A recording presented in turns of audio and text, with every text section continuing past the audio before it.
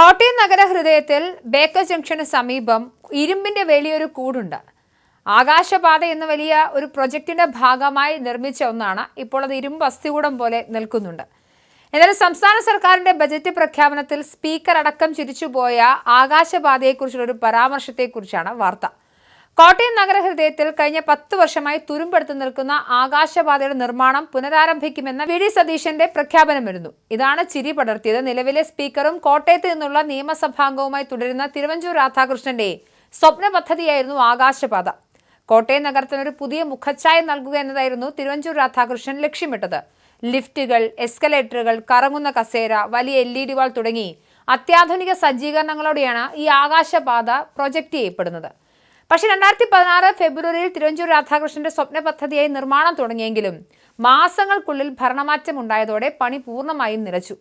2016 ഫെബ്രുവരിയിൽ കോട്ടയത്ത് 5 റോഡുകൾ വന്നു ചേരുന്ന സ്ഥലത്ത് ആളുകൾക്ക് റോഡ് വളരെ എളുപ്പത്തിൽ മുറിച്ചു കടക്കുന്നതിനായി മാത്രമല്ല മുകളിലൂടെ സുരക്ഷിതമായി കയറി ഇറങ്ങുക എന്ന ഒരു ഉദ്ദേശത്തിലാണ് ആകാശപാതയുടെ നിർമ്മാണം ആരംഭിക്കുന്നത്. 5.75 കോടിയുടെ പദ്ധതിക്കായി ഇതിനകം 1.25 കോടി ചെലവഴിച്ച് 14 ഇരുമ്പ് തൂണുകളിൽ 24 മീറ്റർ ചുറ്റളവിൽ ഇരുമ്പ് പ്ലാറ്റ്ഫോം നിർമ്മിച്ചു. ഒരു ദശകമായി നിർമ്മാണം പാതി വഴിയിൽ അങ്ങനെ നിൽക്കുകയാണ്. നിർമ്മാണ പ്രവർത്തനങ്ങളൊക്കെ ഉപേക്ഷിക്കപ്പെട്ട സാഹചര്യമാണ്. കോടിക്കണക്കിന് രൂപയുടെ ഇരുമ്പ് കമ്പികൾ തുരുമ്പെടുത്ത് നശിക്കുന്ന ദയനീയമായ കാഴ്ചയുണ്ട്.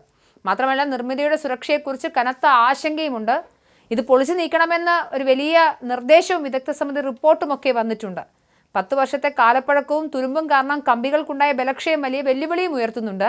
ഈ പദ്ധതി പുനരാരംഭിക്കുമെന്നും അതിന്റെ നിർമ്മാണം പൂർത്തിയാക്കുമെന്നാണ് വി ഡി സതീശൻ ബജറ്റ് പ്രഖ്യാപനത്തിൽ വായിച്ചത്. ഇതോടെ സ്പീക്കർ ചിരിക്കുകയായിരുന്നു. അദ്ദേഹത്തിന്റെ സ്വപ്ന പദ്ധതിയാണ്.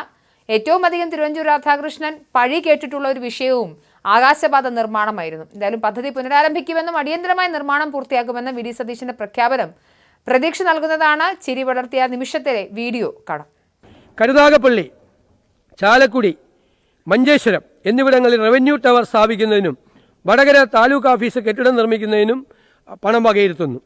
ഇടക്കുളങ്ങര വ്യവസായ പാർക്കിന്റെ അടിസ്ഥാന സൗകര്യ വികസനത്തിന് 1 കോടി രൂപ വകയിരുത്തുന്നു. കോട്ടയത്തെ സ്കൈ വാക്കിന്റെ പ്രവൃത്തികൾ പുനരാരംഭിക്കും. ബത്തേരി നിയോജകമണ്ഡലത്തിൽ government arts and science college സ്ഥാപിക്കുന്നതിന് പ്രാരംഭ നടപടികൾക്കായി 2 കോടി രൂപ വകയിരുത്തുന്നു. ഗോശ്രീ ബോൾഗാട്ടി സമാന്തര പാലം നിർമ്മിക്കുന്നതിനും ഗോശ്രീ മാമംഗലം റോഡിന് ആവശ്യമായ സ്ഥലമേറ്റെടുക്കുന്ന നിർമ്മിക്കുന്നതിനും പ്രാരംഭ നടപടികൾക്കുമായി 1 കോടി രൂപയും ഒറ്റപ്പാലം കോടതി സമുച്ചയ നിർമ്മാണത്തിനായി പ്രാഥമിക ചെലവുകൾക്കായി 1 കോടി രൂപയും വകയിരുത്തുന്നു. പൊന്നാനി തീരദേശ സംരക്ഷണ ഭിത്തി നിർമ്മാണത്തിനായി 3 കോടി രൂപ, ബാക്കി തുക നബാർഡ് അടക്കമുള്ള സ്ഥാപനങ്ങളിൽ നിന്ന് സ്വീകരിക്കും. വയനാട് വാണിയമ്പലത്ത് ROB നിർമ്മിക്കുന്നതിന് നടപടികൾ കൈക്കൊള്ളും. പ്രാരംഭ നടപടിക്കായി 5 കോടി രൂപ വകയിരുത്തും.